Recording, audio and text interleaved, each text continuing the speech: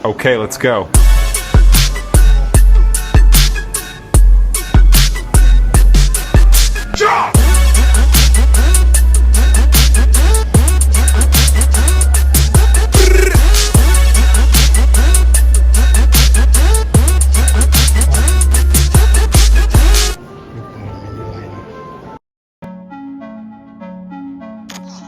Duit kamu murah, tahu tak? Nak pergi kerja buat apa? Berapa juta duit kamu sama dengan RM100 Malaysia. Rakyat Malaysia pergi. Kamu murah, tahu tak? Nak pergi kerja buat apa? Berapa juta duit kamu sama dengan RM100 Malaysia. Rakyat Malaysia pergi. Makin kacau, apalagi dolar semakin menguat. Kabarnya udah lebih dari 17.000 perak loh, 17.000 rupiah per $1. Dan mulai keluar nih media-media peliharaan asing. Maksud gue mulai keluar nih banyak media-media ahli ekonomi, guru besar yang bilang Indonesia bakal kolaps, Indonesia bakal bubar. Apa betul Indonesia bakal seperti itu? Kalau penasaran apa sih dampaknya ya dolar yang menguat dan rupiah melemah terhadap perekonomian Indonesia? Dan betul nggak Indonesia bisa jadi bubar gara-gara itu? Jangan di skip video ini, let's check this. Jadi dari kemarin banyak yang heboh guys, soalnya apa ya, media-media di tanah air itu memberitakan berita yang ngeri-ngeri nih tentang Indonesia. Apalagi IMF sampai bilang nih, dolar lagi lemah. Kok kurs rupiah bisa sampai 17.000? IMF aja sampai ngebacot guys. Sampai media, peliharaan-peliharaan George Soros juga pada ikut-ikutan. Ini sinyal bahaya yang bisa mengganggu perekonomian bangsa kita. Pertanyaannya betul atau tidak? Ya kalau kita lihat, jujur aja nih, lu bisa lihat di layar kaca, yang namanya dolar itu terus menguat terhadap rupiah. Dalam 5 tahun terakhir, dolar itu udah naik, tadinya sekitar 14.000, sekarang udah 17.000. Nah kenaikan itu udah sekitar 20% guys. Jadi memang betul dolar menguat, rupiah melemah. Nah ini terus menjadi bahan gorengan nih, terutama buat orang Malaysia nih. Kenapa? Karena orang Malaysia bilang, wah rupiah sedih banget ya, ringgit Malaysia tambah menguat, Indonesia kok malah melemah. Kasian banget ya Indonesia. Apa Indonesia perlu minum obat kuat ya biar rupiahnya tambah kuat lagi seperti Malaysia, tambah hebat ringgit Malaysia. Bahkan netizennya sampai bilang gini nih, netizen komen nih, ada pala Ken hitam, luar biasa nilai kurs rupiah dengan ringgit Malaysia hampir mencapai 5.000 rupiah per ringgit. Ada lagi Ayah Hashim, sudahlah rupiah asik kalah dengan ringgit, sekarang sudah tidak diterima oleh warga sendiri. Ada lagi Mr. Dragon, rupiah sedang merana, diinjik ringgit. Aduh, IQ 78 bilang negara kaya, tapi kenyataannya fakta berkata beda. Sok-sokan hina negara orang, tapi negara sendiri sering dibantu sama yang dihina. Malu-maluin, kata Mr. Dragon nih. Terus ada lagi nih, gue gak tahu juga nih siapa ya, logonya kayak nanas nih. Ringgit sekarang lebih kuat, kata dia. Siapa yang mau pilih rupiah kecuali idiot. Oke. Itulah komentator-komentator dari negeri jiran guys. So pertanyaan gini sih guys, ya sah saja netizen mau bilang apa, di Malaysia juga mau bilang apa, tapi pertanyaan apa betul sih kalau seandainya rupiah melemah itu artinya sinyal bahaya? Apa betul negara Indonesia bakal hancur bubar? Makanya jangan skip video ini. Kenapa? Yo, minasan konnichiwa, apa kabar semua? Assalamualaikum warahmatullahi wabarakatuh. Salam yeye, what's up untuk pakcik makcik Malaides. Welcome to Garuda Japan semua. Terima kasih atas dukungannya yang selalu tune in. Video kali ini sangat menarik dan kita akan membahas kenapa ringgit kuat itu, rupiah melemah, itu bagus buat Indonesia, atau US dollar menguat, rupiah melemah, ada bagusnya juga buat Indonesia. Jadi video kali ini saya mengundang seluruh pakcik makcik Malaides, terutama yang mulai reaksi. Saya mulai terkenal di Malaides ini, viral juga banyak reaction saya. Saya terkenal dengan ekonom TikTok. Kali ini saya undang kalian, ini topiknya sangat menarik. Mr. Fakta, siapa lagi itu yang reaksi saya kemarin? Tolong reaksi video ini, bagaimana menurut Anda? Ini pernyataannya kontroversial, ya. Reaksi, kami menyatakan bahwa ringgit, kalau perlu ringgit itu satu ringgit 10.000. Kalau perlu. Sekarang 4.000 kan selalu ringgit berjaya. Kenapa? Karena itu ada bagusnya buat Indonesia. Ya. Kedengarannya sangat sound crazy, right? But let me explain. Jadi ini topik yang sangat menarik. Intronya tadi sudah dibikin oleh siapa, Benik, dan Pak Cik Duit Kamu Murah juga sudah nongol. Kenapa? sebenarnya negara maju seperti Cina itu pernah sengaja melemahkan kurs mereka dari nilai yang sebenarnya. Kedengaran aneh kan? Sempat Amerika lapor ke WTO, kemana itu Amerika nggak senang, suruh menghukum Cina karena sengaja melemahkan nilai yuan tersebut. Vietnam juga, dan rupiah juga kalau menurun itu, kalah dari dolar itu nggak semuanya jelek. Ya, oleh sebab itulah di saat spekulan George Soros, siapa itu, whoever, Mr. Paus, Mr. apa yang kemarin mencoba melemahkan rupiah. Kenapa Pak Purbaya sebenarnya di short squeeze, dihajar, dihukum yang spekulan itu bisa aja. Tapi Pak Purbaya baru sedikit aja di short squeeze sama Pak Purbaya, pasti banyak ruginya itu.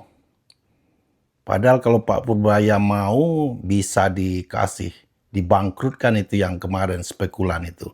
Dengan seluruh dana di apa yang kita punyai, Danantara itu dana yang berapa triliun itu. Belikan aja ke US dollar sekaligus, itu langsung kena itu yang long dolar kemarin itu. Tapi Pak Purbaya masih baik, sedikit aja digetok, pada kabur itu semua. Dan saya yakin mereka banyak juga rugi. Baiklah, back to topic. Kenapa justru negara kaya seperti Cina, negara maju seperti Cina, saya rasa Cina sudah ngalahin.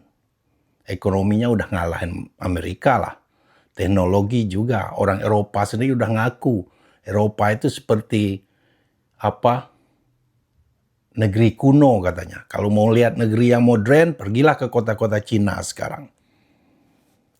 Orang Eropa sendiri udah ngakui pengen diajari teknologi dari Cina. Dah, kenapa negara yang maju begini seperti Cina justru melemahkan nilai kurs uang mereka yuan? Ya, nanti biar Benik yang nerangin. Lihat ya keterangan di Benik ini, baru kita reaksi lagi. Lihat video Benik ini. Kalau memang kita budak barang impor, bisa hancur kalau memang Indonesia budak dolar. Tidak bisa melepaskan ketergantungannya dari dolar. Tapi kalau lu lihat sebetulnya, Indonesia juga nggak perlu takut rupiah itu melemah dan dolar itu menguat. Kenapa? Contoh paling gampang, sektor pariwisata guys. Sektor pariwisata seneng loh kalau rupiah melemah dan dolar menguat. Kenapa? Karena buat wisatawan asing jadi lebih murah liburan ke Indonesia dibanding liburan ke Malaysia. Makanya teman-teman jangan heran, ketika rupiah terus melemah, ini jadi daya tarik buat sektor pariwisata di Indonesia. Akan makin banyak wisatawan dari luar negeri yang datang ke Indonesia buat spending. Dan makanya lu nggak usah heran ya, udah dalam beberapa bulan terakhir, makin banyak turis-turis dari Singapura dan Malaysia yang berbelanja ke Indonesia, khususnya ke Batam. Kenapa? Karena nilai tukar Indonesia terhadap ringgit Malaysia, terhadap dolar Singapura terus melemah. Kabar buruk, tergantung. Indonesia itu mayoritas negara ekspor atau impor terhadap Singapura. Maksudnya apa sih Pak? Gini loh, gampang guys. Lu lihat meja di depan gue nih. Kalau dulu 1 ringgit Malaysia harganya 3.000 rupiah, meja ini gue jual seharga 1.000 ringgit. Artinya meja ini mendatangkan duit buat gue senilai 3 juta rupiah. Nilainya 1.000 ringgit, 1 ringgitnya 3.000 rupiah. Nah kalau rupiah terus melemah menjadi 6.000 ringgit, kabar baik atau kabar buruk? Tergantung lu mau jadi negara budak atau negara yang kaya raya. Kenapa Pak? Karena kalau satu meja ini harganya tahun depan jadi 1.000 ringgit juga tetap. Tapi rupiahnya udah berubah. Tadinya 1 ringgit 3.000 perak, sekarang jadi 6.000 perak. Artinya barangnya sama, biaya produksinya sama, ringgitnya pun sama-sama nilai mejanya 1.000 ringgit. Tapi kalau dulu 1.000 ringgit gue dapat 3 juta. Tapi karena rupiah melemah 1.000 ringgit jadi 6 juta. Gue tambah kaya atau tambah miskin? Gue tambah kaya raya. Jadi negara-negara yang berbasis ekspor pasti diuntungkan. Ngerti lu maksudnya? Jadi kalau lu pengen Indonesia menjadi negara kaya raya, Indonesia harus jadi negara berbasis ekspor. Bukan Indonesia menjadi negara budak barang impor. Artinya kalau lu punya kewarasan yang cukup, lu akan lihat, ternyata pelemahan rupiah itu kabar baik. Karena pengusaha furniture tadinya cuannya cuman 3 juta rupiah satu meja. Sekarang jadi 6 juta rupiah satu meja. Harganya sama-sama 1.000 ringgit. Masuk akal nggak lu? Nah inilah namanya logika berpikir yang gue mau teman-teman pahamin. Ketika dolar menguat, itu kabar baik buat Indonesia ketika Indonesia sudah menjadi negara berbasis ekspor. Karena harga barang-barang ekspor kita di dalam dolar menjadi lebih murah. Contoh komoditas kita seperti nikel, seperti sawit, seperti tembaga, bahkan barang-barang Indonesia akan semakin laku di luar negeri. Makanya makin banyak orang Singapura dan Malaysia yang akan ke sini memperkaya orang Indonesia. Ujung-ujungnya para pengusaha eksportir Indonesia akan cuannya bertambah-tambah. Penerimaan dia dalam rupiah melonjak tinggi karena dia ekspor nih barang-barang yang penghasilan dia dalam US dollar. Sementara bayar gaji orang Indonesia dalam rupiah. Cuannya tambah gede. Artinya semakin besar surplus dagang, ya semakin besar cuan mereka. Apalagi lebih cuan lagi guys, kalau ternyata produk-produk ekspor kita harganya juga malah naik. Udah dolarnya semakin menguat, rupiah semakin melemah, kabar baik buat eksportir. Barang-barang yang kita ekspor ternyata harganya juga naik. Tadinya 1.000 ringgit bukan lagi 1.000 ringgit tahun depan. Ternyata naik jadi 2.000 ringgit. Double cuan. Ringgitnya dapat lebih banyak, rupiahnya dapat jauh lebih banyak. Kenapa? Karena teman-teman lihat di awal tahun ini udah banyak nih harga komoditas Indonesia yang naik tinggi. Harga nikel itu udah di atas 17.000 dolar guys per troy ounce. Harga tembaga sudah naik lebih 13.000 dolar Amerika Serikat. Dari situ udah bisa lihat bahwa apa? Ternyata ketika rupiah melemah, Indonesia diuntungkan. Kalau Indonesia mau jadi negara maju, ya rupiah harus melemah. Simple aja. Kenapa Cina bisa sedemikian powerful ekonominya bangkit? Simple. Karena yuan lemah. Sengaja bahkan dilemahkan sama pemerintahnya. Kenapa sengaja dilemahkan? Supaya barang-barang made in China harganya lebih murah. Kompor made in China lebih murah dibanding kompor made in Amerika Serikat. Sehingga makin banyak orang-orang Amerika Serikat yang kalau belanja kompor, gelas, sendok, baju, celana ke Cina. Karena mata uangnya sengaja dilemahkan. Jadi kalau lu berpikir waras, lu pengen negara lu maju, mau gak mau apa? Kita bahkan wajib melemahkan mata uang kita sendiri. Jadi lu gak usah panik kalau rupiah naik ke 17.000, 811.000. Panik gak? Enggak usah panik. Kenapa? Indonesia bisa tambah cuan. Simple, itulah yang dilakukan Cina. Itu bahkan yang dilakukan Vietnam. Makanya jangan heran, Vietnam GDP-nya bisa 8%. Karena produk-produk made in Vietnam menjadi kompetitif, jadi lebih murah. Nah, orang Indonesia, lu udah harus tahu, punya mindset seperti itu. Jangan mau lu ditipu, ditakut-takutin, Indonesia bakal bubar, Indonesia bakal hancur. Ketika rupiah 17.000, nanti 17.000, nanti 18.000. Gak usah. Kenapa? Karena lu pengen negara lu tambah kaya raya. Ini penting buat kita pahamin supaya lu gak gampang panik. Tapi kalau lu pengusaha, lu orientasi ekspor, lu pasti paham apa yang gue bilang. Dan lu pasti setuju. Makanya negara harus mendukung bisnis-bisnis berbasis ekspor. Kasih bunga yang murah. Kayak Cina, kayak Vietnam, bunga cuma 1%, 2%. Kenapa? Karena bisnisnya ekspor, mendatangkan devisa, penghasilannya dolar. Double cuan. Kalau negara Indonesia mau maju, kita harus menjadi negara berbasis ekspor. Terus barang-barang impor gimana? Ya harus kita kurangi. Makanya gue sangat setuju Indonesia itu mengurangi subsidi BBM. Tapi nanti rakyat berontak dong. Makanya pelan-pelan. Lewat apa? Subsidi kendaraan listrik. Jangan malah bahan impor kita subsidi. Masa kita mensubsidi rakyat? Nah, udah kita lihat kan berapa kali saya dari mulai menggambarkan istilah pisang goreng dulu. Biar orang Maledes ini ngerti. Tapi malah saya diketawain sama Mr. Fakta. Wah, TikToker ekonom Indonesia ini pasti kalau Tuanku Zapuan, siapa itu Menteri Ekonominya dulu. Tertawa ini melihat dia. Apa, Tuanku Zapuan dengan PME. Kalianlah yang menandatangani perjanjian maut sehingga kalian menjadi jongos alias babunya Amerika. Orang Benik ini pertama, kemudian saya reaction yang pertama ngasih tahu kalian perjanjian ART kalian tuh menghilangkan kalian kedaulatan kalian. Alright, balik ke pokok permasalahan. Itu yang saya sebut beberapa kali. Ratusan orang Malaysia bedes goblok datang ke channel saya ini. Setiap kali ngomong, hey, kamu tahu tak? 1 ringgit sudah 4.100 sekarang. Tahu tak? Saya jawab, kalau perlu 1 ringgit itu 20.000 rupiah. Saya explain. Tapi tetap aja ngotot, nggak ngerti-ngerti. Buat mereka itu suatu kebanggaan. 1 ringgit 4.100 itu. Kenyataan apa sekarang? Ringgitmu naik, itu barang-barang di tempatmu juga naik. Di Indonesia jadi murah buatmu. Dan itu bagus buat bisnis Indonesia. Itulah kenapa terjadi banyak sekali orang Malaysia dan Singapura ke Batam sekarang belanja. Karena lebih murah. Dan bagus untuk orang Indonesia, orang Batam pada khususnya. Ekonomi berjalan lancar, malah dapat untung.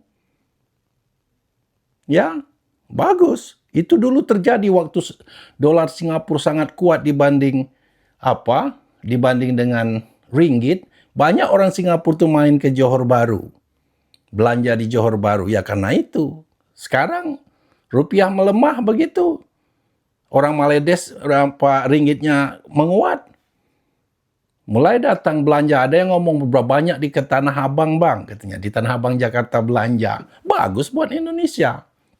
Kita tunggulah 1 ringgit itu 20.000 rupiah, baru nanti kami ekspor beras ke kalian dengan kelapa ya Des ya. Ringgit berjaya, orang Malaysia nih kalau bodoh itu luar biasa sekali loh. Ngotot tetap itu datang ke channel ini, itu aja kebanggaannya. Duit kamu muka. Ringgit satu, kalau perlu 1 ringgit itu 20.000 rupiah. Karena apa Indonesia, apalagi Indonesia sekarang udah mulai bikin kilang minyak sendiri. Jadi nggak dibodoh-bodohin ekspor minyak dari Singapura, dari Malaysia umpamanya lagi. Udah bikin sendiri, udah. Nggak ada ketergantungan kita dengan Malaysia, dengan Singapura ini lagi. Malah Malaysia yang tergantung dengan timah kami. Jual mahal ke dia. Barang jadi. Itu tergantung bahan bakan beras, kelapa dari Indonesia. Bagus buat Indonesia. Kami jual sama, mungkin 1 kelapa 5 ringgit. Tetap harga sama 5 ringgit kami jual. Tapi pas ditukarkan rupiahnya membesar, kan untung petani kelapa Indonesia. Kalian yang butuh, yang ekspor kalian, contoh Malaysia dulu lah yang suka ngeyel-ngeyel ini. CPO kalian pasti kalah di pasar nama CPO Indonesia karena ringgitmu terlalu tinggi, mahal. Ya, Indonesia bisa jual murah CPO-nya. Untunglah Indonesia, makanya Des ya, dengar ya Des ya, buka kupingmu lebar-lebar. Makanya Cina sengaja melemahkan uangnya, yuan, kurs. Karena dia negara ekspor. Biar barang-barang ekspornya bisa dijual murah. Maka kalahlah saingannya seperti Amerika. Yang dolarnya tinggi, ya biaya operasionalnya tinggi. Ya nggak bisalah dia jual produk dia murah di pasaran. Sementara Cina yang biaya operasionalnya murah, bisa jual produknya murah, tapi tetap untung. Ya Des ya, mudah-mudahan ngerti nih sampai di sini. Ya, nggak apa-apa buat Indonesia, kita kurang aja ketergantungan. Sekarang udah swasembada beras. Besok kita swasembada gula, tanam tebu sebanyak-banyaknya, dukung tuh pemerintah. Terus swasembada kedelai, masak kedelai juga kita ngimpor dari Amerika. Kalau semuanya impor-impor ya teruk kita. Untung beras kita udah swasembada pangan itu. Yang Malaysia yang teruk. Semua bahan makanannya import. Naiklah ringgitmu berjaya, mampuslah sana. Kalau perlu 1 ringgit itu 20.000. Baru kami ekspor beras ke kamu nanti. Bagus buat petani Indonesia. Ya begitu aja sebagai video penutup. Nanti kita taruh video penutup ini. Terima kasih yang udah tune in. Semoga pakcik-makcik Malaysia yang suka sombong ringgit berjaya tercerahkan. Dan orang Indonesia yang juga merasa takut atau diobok-obok sama media-media asing yang ingin mengacaukan Indonesia, silakan juga, nggak perlu takut. Karena saya ingat masih tahun 98 itu ya, krisis moneter sampai 20.000 ya 1 dolar. Itu orang kampung saya, petani karet, justru senang karena karet mahal harganya waktu itu. Ingat saya itu. Oke, see you next video. Bye-bye. Kali Konoha padahal cuma 40 saham, tapi dia bukan saham, combro. Makanya nih yang komentar-komentar ini orang-orang miskin Malaysia nih, yang komentar-komentar negatif ini. 49% kepemilikan terhadap gedung Exchange 106 TRX Bukit Bintang Kuala Lumpur. 49% kepemilikan ya. Ini yang komentar-komentar ini adalah, gue kasih tau aja, orang-orang miskin di Malaysia. Karena orang-orang kaya di Malaysia itu, mereka menyadari